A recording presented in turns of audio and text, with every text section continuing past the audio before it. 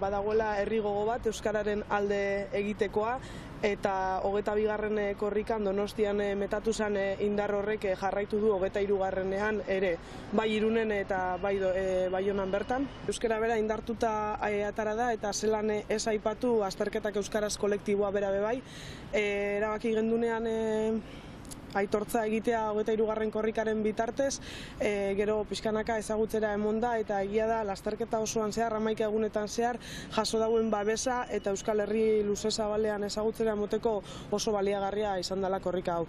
Oso zaila da jakitea eta kontatzea zenbat nondik, etxetik zenbat jentek jarraitu izan duen, zenbat gaiutan, zenbat pertsona ikusten.